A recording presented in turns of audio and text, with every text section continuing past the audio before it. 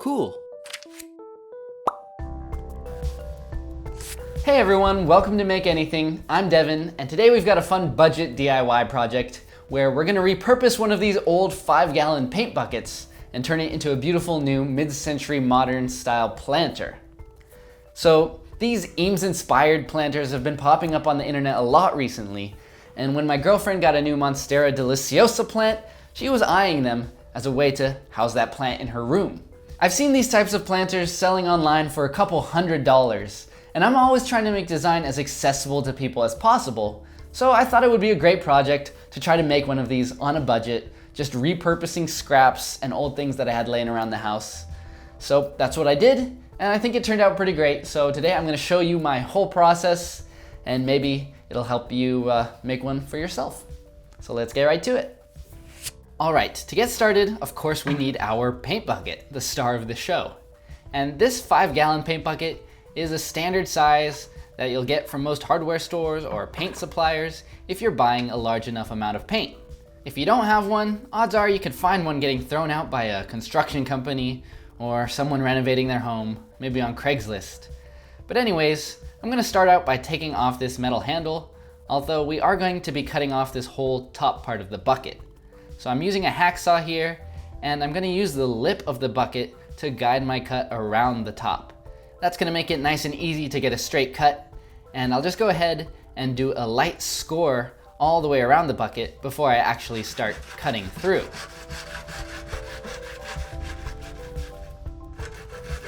All right, there we go.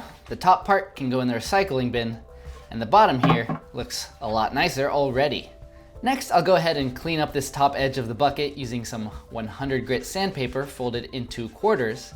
And I'll go all the way around and make sure to also sand the outside and inside edges so that it's nice and clean. I'm also going to sand the entire surface of the bucket because, for one thing, there's some old bits of paint that we want to get off of there, but we also just want to roughen up this surface so that our paint will stick to it a little better. This next step is something that you might want to skip. In fact, I probably suggest it if you're trying to do this on a budget and you don't have a 3D printer. But I went ahead and measured the bucket and modeled out a part to go underneath this bucket to act as the water reservoir. I would suggest not drilling these holes in the bottom of the bucket and instead putting a second bucket inside of this one, a liner, and that's what's actually going to drain the water into this bucket. But anyways, I drilled these holes, I cleaned them up with a craft knife, and then I printed a reservoir to go underneath this bucket and catch that water. Here you can see it printing out on my Zortrax M300 printer, and this is a pretty large and sturdy part, so it's gonna take all day to print. So while that's printing out, we can go ahead and start painting our bucket. I built this really quick little enclosure using these square pieces of EVA foam that you can buy at a hardware store, which acts as a nice little painting booth. And I'm also gonna put these blocks of wood in here with a Lazy Susan so that I can put my bucket on top of there, spin it around, and access all the sides nice and easily to get a good even coat of paint. For my first couple of coats of paint, I'm gonna be using this filler primer from Duplicolor. And the great thing about filler primer is, like the name implies, it's really great at filling in any cracks or inconsistencies in the surface, which will save us a lot of time when we're smoothing this out. You want to make sure not to cake on too much paint all at once. It's better to do several light coats with about 15 minutes of drying time in between. But as you can see, just the first coat of primer is already getting us a lot of coverage. Let's jump ahead to my third coat or so. As you can see, I'm trying to create nice, steady, consistent passes with my spray can so that I get good even coverage. Once that's all dry, we're gonna go ahead and run over this paint with some 320 grit sandpaper to make it really nice and smooth. And luckily these buckets are already pretty much completely smooth, so it doesn't take too much filler and sanding to get the surface that we want. If you're not happy with how things look, you can always go back, do another few coats of filler, and then go back and sand again, and go back and forth as many times as you need to.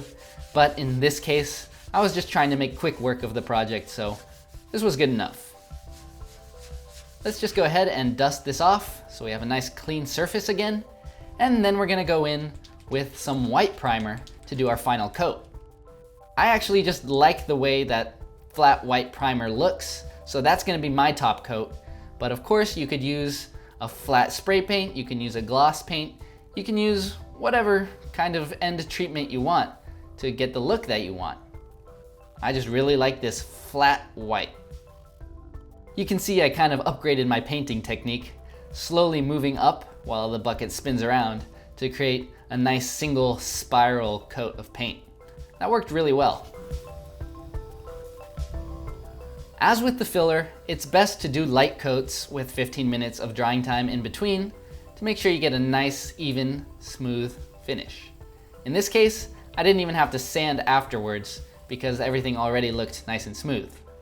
I also made sure to paint a few inches along the inside lip as well because we're not going to have soil coming all the way to the top of this pot. So we want that to look nice. Alright, let's jump back to my Zortrax printer where my water reservoir has finished printing.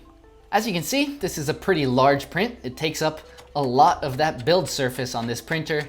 And because it's that large flat surface, it was really tough to get it off.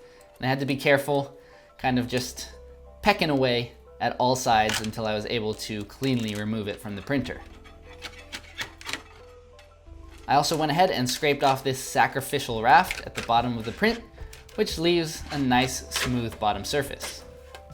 Let's do a quick test fit to make sure everything fits nicely. And sure enough, it's flush and looks pretty nice. So we'll go ahead and basically do the same process that we did for the bucket. First, sanding away the layer lines as much as we can with some 100 grit sandpaper, and then we'll go over it with some of that gray filler primer and finish it off with some white primer. For this part, I also decided to use some clear gloss and just cake that on the inside because we need a watertight surface so that the water reservoir acts the way it should. So I basically just slopped this stuff on there, got some really nice thick coats on there to make sure it's completely watertight.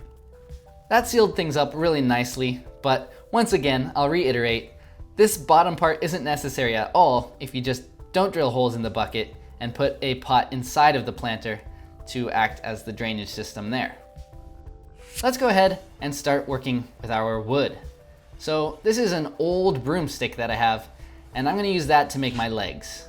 So the first thing I wanna do is cut 4 equally sized legs, and I'm gonna be using this circular saw, but if you don't have access to one, you can always just use a handsaw or something similar. I'll clamp this piece of wood into place right here to act as an end stop, and that way I can butt my broomstick right against that and make sure that all my cuts are exactly the same length. So I'll do my one cut, get this out of the way, move this over, and then we can do another identical cut over and over again. We'll even get one extra just for good measure. Now we're gonna go ahead and use 100 grit sandpaper again to sand off all the varnish that's on here and make these wooden dowels look new again. I'll sand the edges as well, just to make sure there's no splintering, make sure everything's nice and smooth. And here you can see the comparison with the sanded dowel at the bottom. I think it looks a lot better. Next up, let's go ahead and cut the wood for the cross beams that are going to be holding onto our legs. Once again, I have some scrap wood, and I'll go ahead and mark the length so that it's a little bit wider than the distance across the bottom of this planter. I'll cut that to length, and then I'll cut a second piece to match the same length. Now, once again, we'll sand these like crazy and try to make them look new again. In this case, I've got all this paint to sand off, and using this sanding block is really gonna help me keep things flat and plainer. Like I mentioned, I'm trying to use as much scrap materials as possible, but you could save a lot of sanding and make things look a lot nicer if you went out and bought some nice wood. It's your call how much you want to put into this. This piece has a chunk taken out of it here. I'm just gonna go ahead and sand a big round across that whole corner to hide that. Anyways, this part will be along the bottom of the planter, so you're barely gonna see this stuff. There we go, that looks better. And I'll go ahead and sand all the edges actually, just to make sure, once again, that they don't splinter off and that they're nice and soft. Now that the wood looks a bit nicer, we'll go ahead and mark the width again. This time we want to make it exactly as wide as our end piece is going to be. And I'll go ahead and line up my leg here, centered across this piece of wood, and trace out the round so that I can cut a matching curve so that these two pieces will really fit together nice and flush. I'll do that on both sides of both of these cross beams, and then I'm going to take it to the bandsaw to make this rounded cut. I'll use a second piece here just for more stability, and then we'll just carefully go and follow that line that I just traced. I know I'm using another big power tool here, but you can also make this cut with a jigsaw or a handsaw or even just a file. But I will admit, the bandsaw is a nice little way to get this done quickly.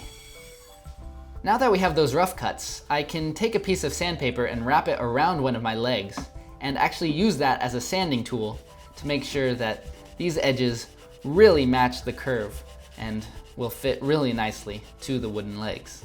I'll also do a bit of hand sanding here just to clean up all these edges. Make everything as nice as possible. Next, we want to find the center of these pieces of wood.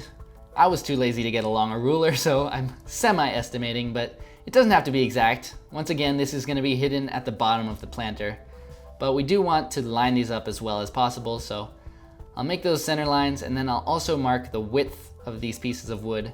That way they'll be able to slot together. I'll take these lines and continue them around the entire piece of wood, like so.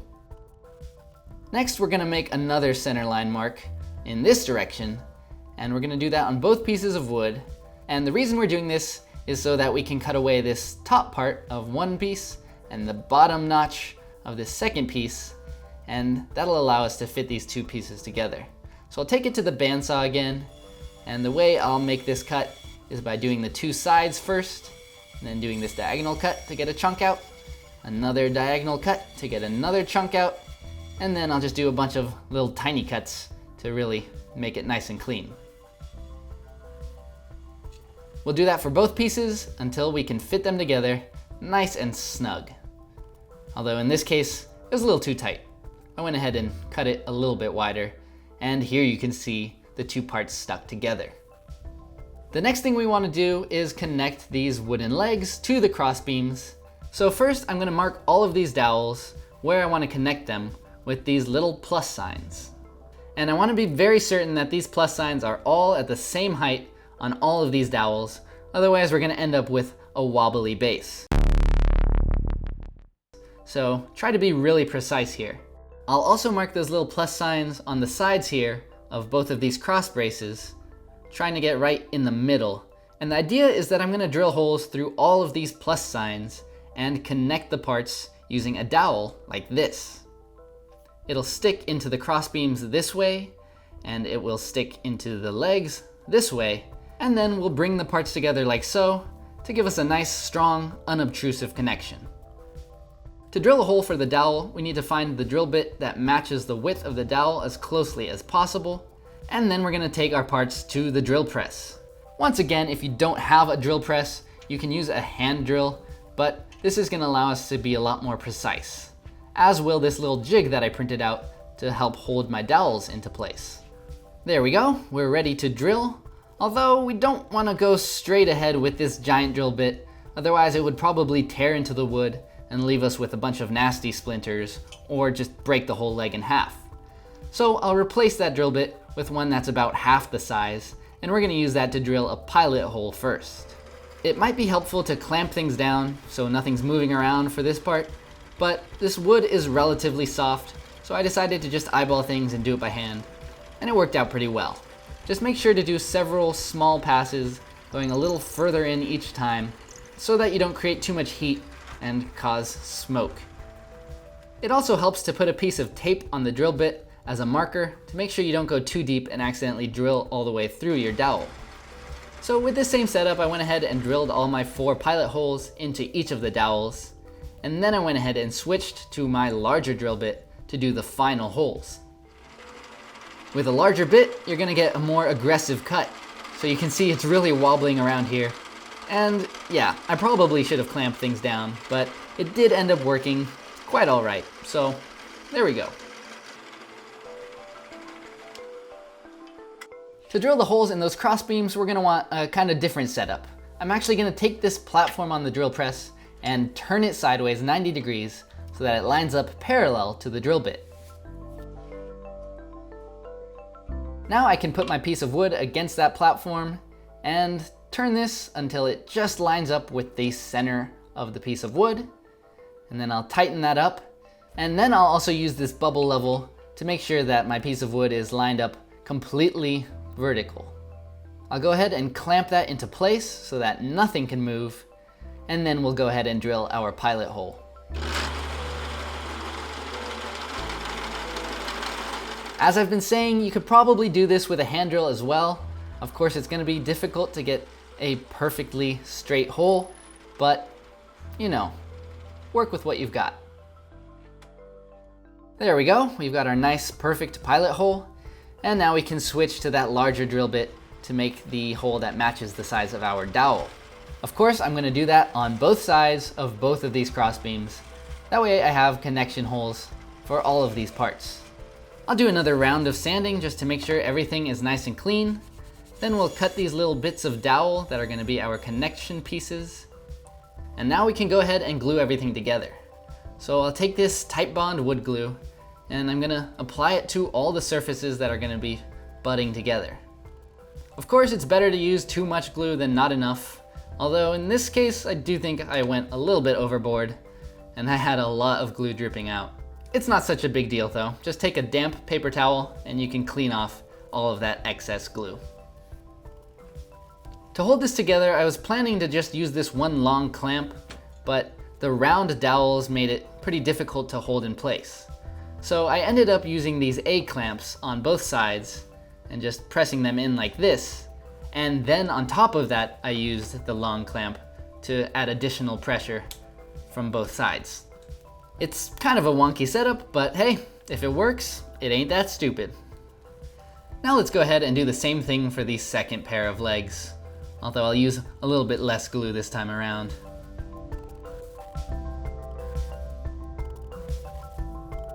Here's a closer look at my setup. Once again, it's weird, but it works. Now that everything's dry, we can go ahead and do a quick test fit. And, well, it looks like I mismeasured, and two of these legs are just a little bit too close together. That could have been avoided if I just measured a little bit more precisely, but anyways, for a quick fix, we'll just sand some flat spots on both of these legs. As you can see, it's not a big deal, and you won't really see it too much in the end result. With that, the planter now fits perfectly into place. Finally, let's connect our two pairs of legs together to create one final solid base. I'll put this drill bit in here to match the depth of the screw, and this screw is just long enough to connect the two pieces of wood down the center like this without going all the way through.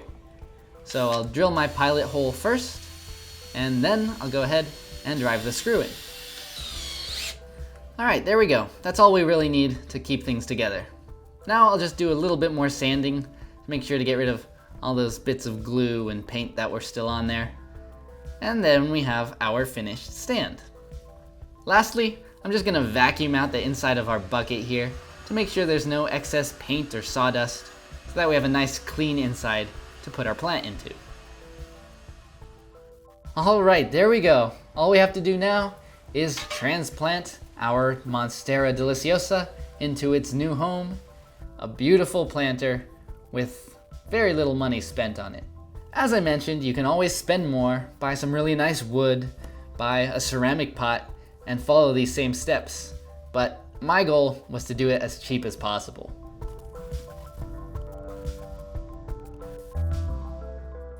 All right guys, there you have it. My whole process from a dirty old paint bucket to a fancy new planter. I hope you enjoyed watching that whole process, and if you're new to the channel, I hope you'll subscribe to check out more projects like this and a lot of cool 3D printing projects as well. But that's it for today, so until next time, I'm Devin, this is Make Anything. Don't forget to stay inspired.